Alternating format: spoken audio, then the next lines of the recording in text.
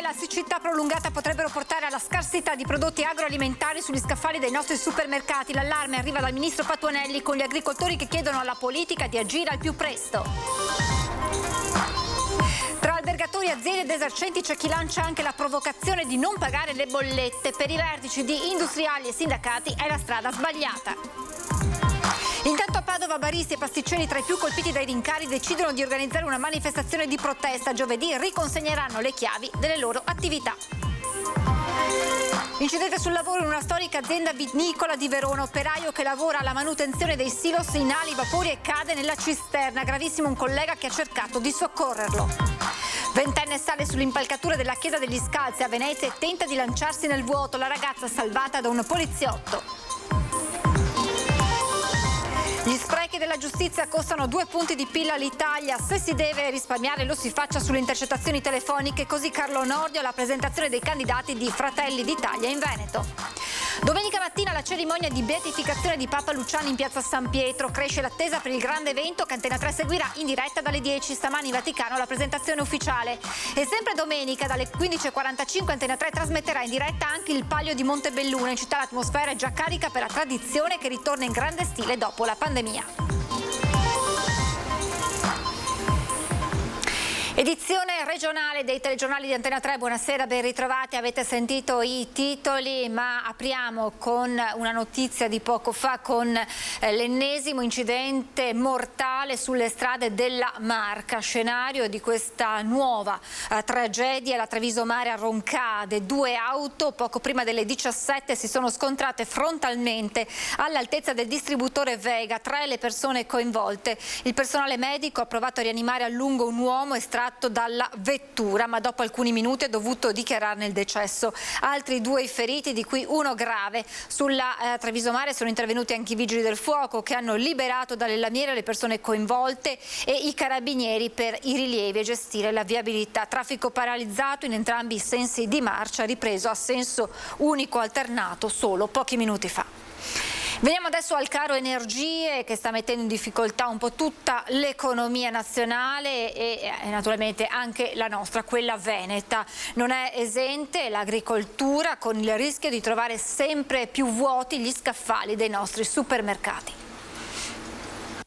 Dispense senza prodotti agroalimentari italiani. È quanto accadrà a breve, secondo il ministro delle politiche agricole Stefano Patuanelli ai microfoni di Tele4 Trieste. Molte aziende ci stanno dicendo: noi non raccoglieremo a settembre perché raccogliere e produrre ci costa di più che lasciare il prodotto agricolo in raccolta in campo. Caro energia che secondo gli agricoltori è solo la metà del problema, l'altra aggravante è la siccità. Noi abbiamo 2 problemi, un problema di siccità che ha colpito tutta l'area e non solo l'Italia, che quindi imporrà anche produzioni più basse, e poi una serie di costi che sono aumentati e che in parte verranno scaricati anche sul consumatore finale, che si trova anche a fronteggiare i temi del carovita, dell'inflazione e tutta una serie di problemi che ci fanno preoccupare anche sulla capacità di assorbimento da parte del consumo finale, e questo ci dà ulteriori preoccupazioni. Siccità che ha penalizzato pesantemente tutti i comparti agricoli, con rese per ettaro in molti casi diminuite anche del 40%, che si traducono già in scarsità di prodotti come frumenti, mais, soia, sia per consumo umano che animale. Inevitabile anche l'aumento dei prezzi delle materie prime che, accompagnati ai costi energetici, stanno portando, solo per fare un esempio, molti panifici alla chiusura. Una tempesta perfetta quindi sulla nostra agricoltura, secondo il ministro, che ricadrà inevitabilmente sui nostri approvvigionamenti nei supermercati. Questo però porterà a un problema di prodotto, a una quantità di prodotti agroalimentari inferiore e quindi a una difficoltà di accesso al cibo. Ci stiamo parlando di questo tema. Dagli agricoltori chiara la richiesta alla politica. L'agricoltura ha molti strumenti a sua disposizione per poter far filiera, essere più efficiente e dare intanto sulle tavole degli italiani tutti i prodotti necessari, ma anche per essere più produttiva nel futuro. Certo, lo possiamo fare se abbiamo una politica che abbia le idee molto chiare su quello che deve essere un progetto agricolo nazionale ed europeo. Oggi come oggi mi sembra che ci sia molta confusione, si va più su altre priorità e non su queste che sono veramente quelle più importanti. Senza freno dunque i rincari di luce e gas che stanno mettendo a rischio interi settori, e dilaga l'idea di una disobbedienza fiscale che divide però il mondo economico e politico. Non stiamo parlando di aumenti di qualche punto percentuale, ma stiamo parlando di bollette che sono quadruplicate o in alcuni casi quintuplicate, e quindi la domanda spontanea che un commerciante si fa è: vale la pena lavorare per pagare le bollette? La risposta è evidentemente no. Il sindaco di Treviso, nonché presidente ANCI Veneto Mario Conte, capisce e definisce giustissima la protesta che alcuni commercianti minacciano di portare avanti contro il caro bollette, ovvero di non pagare le fatture dai costi in alcuni casi anche quadruplicati rispetto allo stesso periodo dell'anno scorso. Prezzi di gas ed energia che potrebbero costringere molte realtà a chiudere o fermare la produzione in autunno. Una provocazione e un'azione concreta. Solo il tempo dirà se la disobbedienza fiscale verrà davvero attuata, ma per CGIL e Confindustria Belluno non può essere questa la soluzione. La disobbedienza, certo, se non ci saranno risposte, cos'altro fare? Però non è la soluzione. È una soluzione, è un tamponamento, ma non è la soluzione. Le aziende italiane sono aziende che possono e devono continuare a competere sui mercati europei e internazionali. Qui non c'è da lanciare messaggi di disobbedienza, qui c'è invece da stringersi, evitare che venga meno anche la tenuta e la coesione sociale del paese, e soprattutto c'è da chiedere a chi ha di più, a chi sta guadagnando di più, a chi sta meglio, di contribuire per cercare di tenere insieme questo paese. Comprensibile per il presidente di Unioncamere Veneto Pozza il malumore manifestato soprattutto dal mondo della ristorazione e degli hotel. Avanza questa idea perché purtroppo siamo con l'acqua alla gola, uso questo termine perché un po' tutte le imprese sono prese nelle stesse condizioni, però un settore come quello della ricezione e della ristorazione è preso male rispetto a tutti gli altri. Hotel che hanno visto bollette dell'energia passare dai 5.000 euro del 2021 ai 20.000 di quest'anno, quelle del gas da 1.200 a 5.800 euro. Anche qui dilaga il malessere, c'è chi paventa la possibilità di non pagare le fatture. Per il presidente di Federalberghi Provinciale una provocazione per attirare l'attenzione sulla situazione definita drammatica. Le bollette si pagano, ma si chiede al governo che ci venga incontro se non si vuole mettere in ginocchio un'intera categoria. È solo una provocazione. Dopo ovviamente non possiamo entrare nella testa di tutti, ma voglio dire, non avrebbe nessun senso non andare a pagare la bolletta, questo dico. Ha senso sì protestare. Ci troveremo costretti a chiudere gli alberghi, non a non pagare le bollette. E poi ci sono i bar, le pasticcerie duramente colpite da questi rincari. Per questo a Padova hanno deciso di organizzare una manifestazione di protesta, riconsegneranno le chiavi delle loro attività. Continuano ad arrivare aumenti nelle bollette energetiche, aumenti nelle forniture di materie prime e adesso siamo arrivati al limite. Siamo arrivati al limite che abbiamo deciso di scendere in piazza, di manifestare davanti al Tribunale di Padova portando le chiavi della nostra attività. Hanno deciso di chiamarla Elettroshock, la manifestazione in atto giovedì prossimo di pasticceri e baristi che consegneranno simbolicamente le chiavi delle loro attività.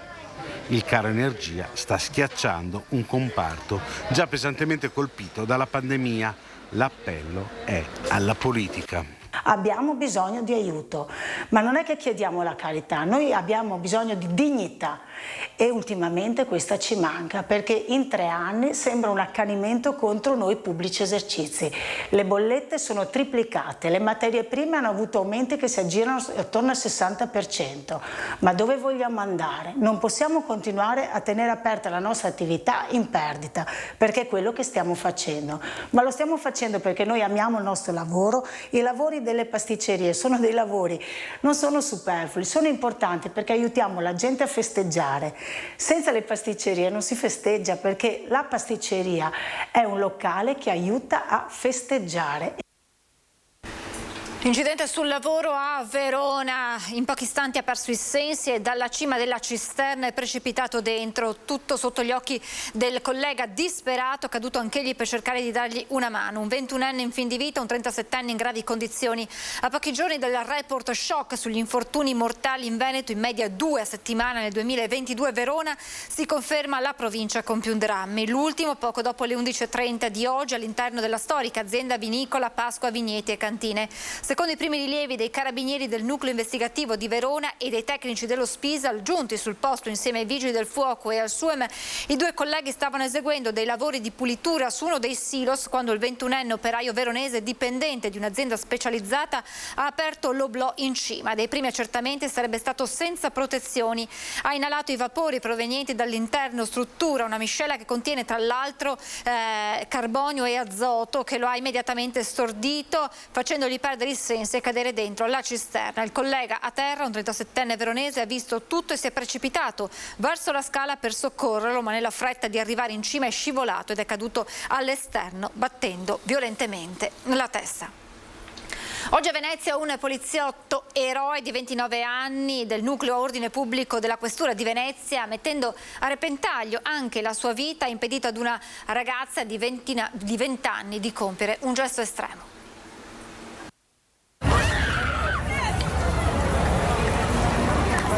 Le urla disperate della ragazza vestita del colore del sole irrompono in una Venezia colma di gente con gli occhi puntati all'insù. Sono le 11 del mattino. Oggi la ragazza sale lungo l'impalcatura della Chiesa degli Scalzi accanto alla stazione dei treni a Venezia e, attaccata alla sbarra alla sommità, si lascia pericolosamente penzolare nel vuoto. Ha appena 20 anni e forse soltanto ora che sta per cadere si rende conto che tra lei e la mano tesa del poliziotto che la tiene ancora in vita corrono 26 metri d'altezza. Il poliziotto che l'ha raggiunta con un tempismo da supereroe l'ha afferrata con altrettanta prontezza esattamente nel momento in cui la ragazza stava per lasciarsi andare, accingendosi a compiere l'irrimediabile. Azione che ha cambiato completamente direzione grazie al gesto dell'agente, comparso come un abbaglio che ha impedito di tramutare la vulnerabilità della ventenne nell'incubo più buio. Fatto tachicardico immortalato dal guazzabuglio di turisti e residenti che si trovavano sul posto tra l'Issa di Spagna, Santa Lucia e il Ponte degli Scalzi, con i video già virali sui social e il salvataggio accolto da forti e liberatori applausi.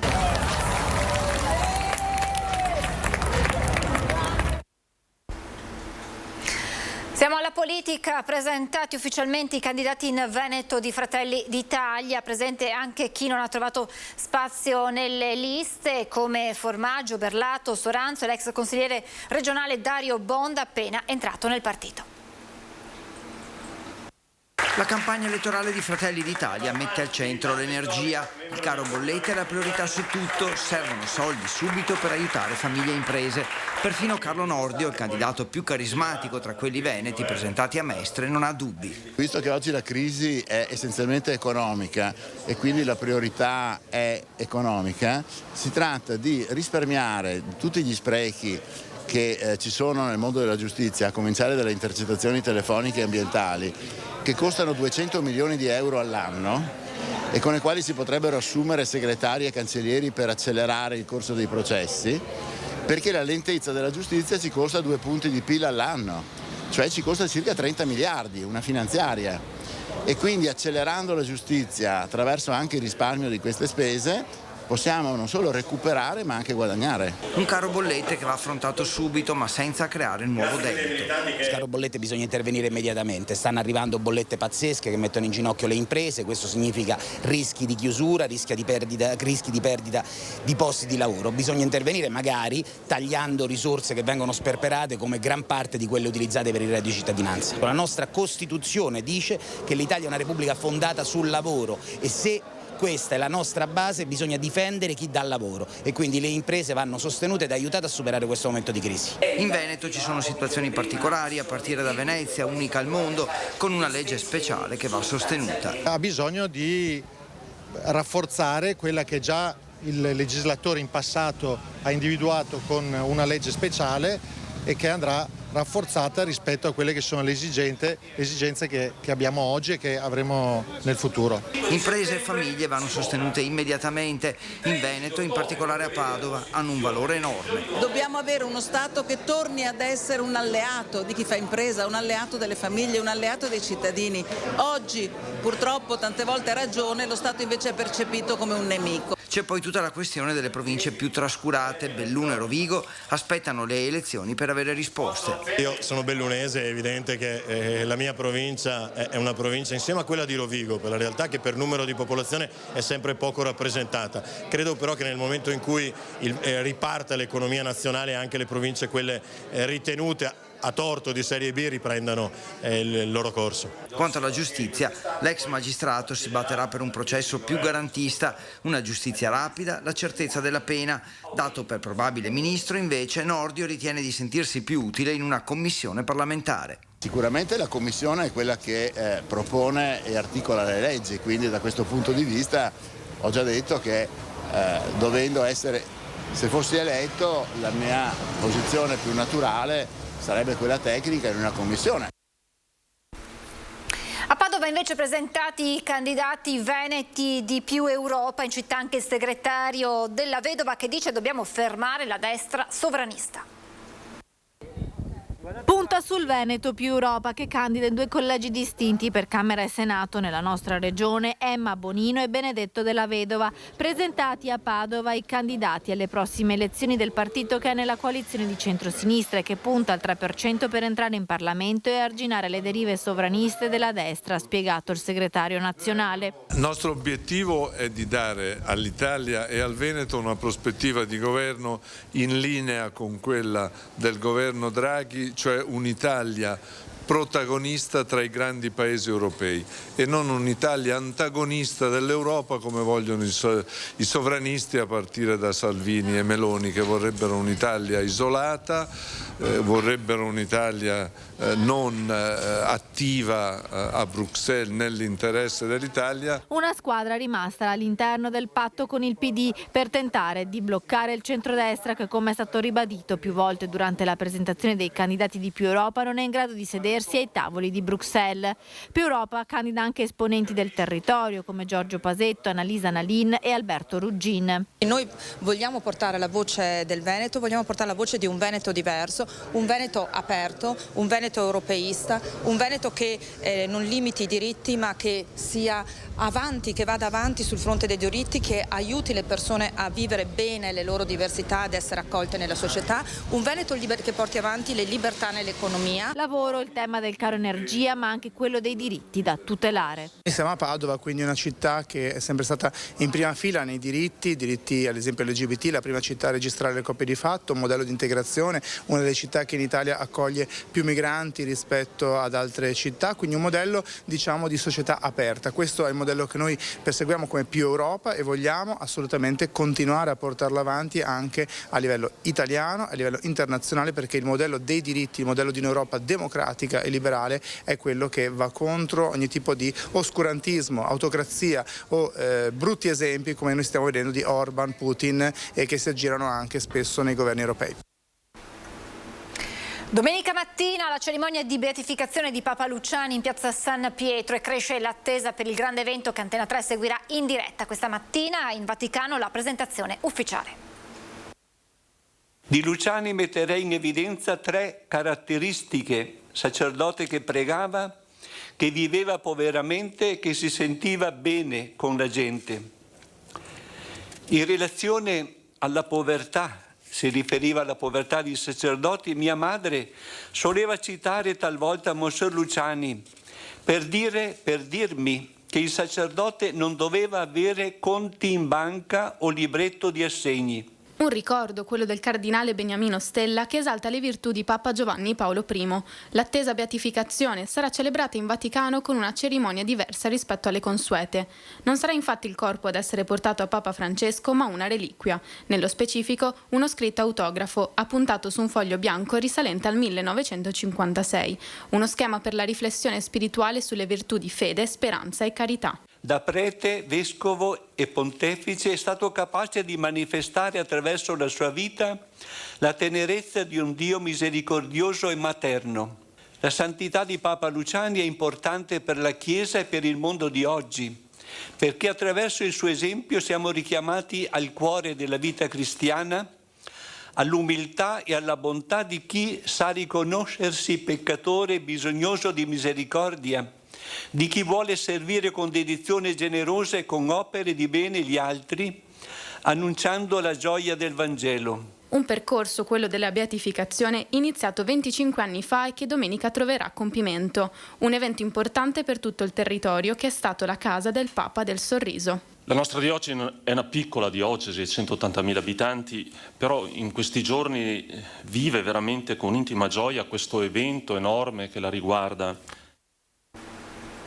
Dunque domenica su Antenna 3 potrete seguire tutte le emozioni della cerimonia di beatificazione di Papa Luciani. L'appuntamento alle 10. Ci collegheremo con la piazza di Canale d'Agordo in attesa del grande evento. Poi dalle 10:30 la cerimonia da piazza San Pietro a Roma.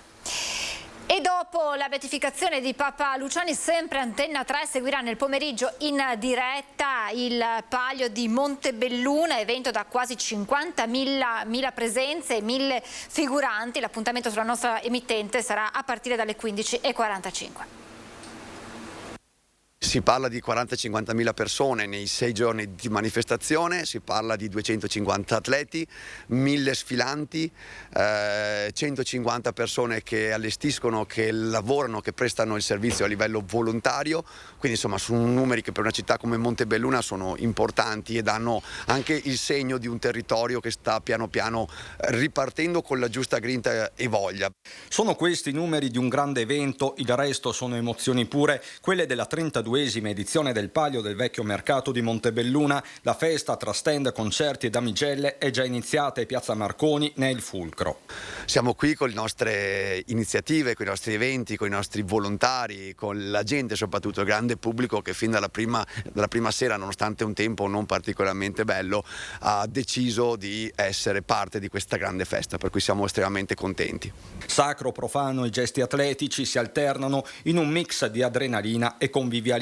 Ogni angolo di Montebelluna è coinvolto. Quella è la zona in cui i nostri giudici sono addetti alla pesatura dei carri. La pesatura avviene il sabato, chiaramente prima delle prove di qualifica e prima del Palio Donne, che quest'anno sarà alle 17:30, e domenica fin dalle ore 11, dopo la Santa Messa di benedizione dei carri, pesatura storica, 380 kg il peso minimo. Un'altra pesa si terrà nel pomeriggio, poi il clou che sarà trasmesso in diretta ad Antenna 3 a partire dalle 15:45. Per chi non potesse esserci, il mio invito è quello di accendere la TV o il sito internet di Antenna 3 per poter assistere anche attraverso le vostre camere e il vostro servizio alla nostra manifestazione, che si annuncia estremamente accesa e partecipata. Collegata anche la lotteria con Duilio, volontario della prima ora, che si sta dando parecchio da fare. E sono i biglietti vincenti? Sempre, sono sempre vincenti, i biglietti miei sono sempre vincenti. È davvero tutto, vi lascio le previsioni del tempo, grazie per averci seguito e buon proseguimento di serata.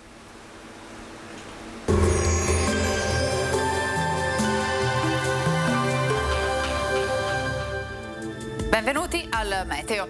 Una nuova perturbazione raggiungerà l'Italia in questo primo fine settimana di settembre. Vediamo insieme il dettaglio con l'aiuto della nostra grafica. Sul Veneto la giornata di sabato si presenterà con un contesto piuttosto dinamico. Inizialmente avremo occasionali schiarite, ma con tendenza ad aumento della nuvolosità.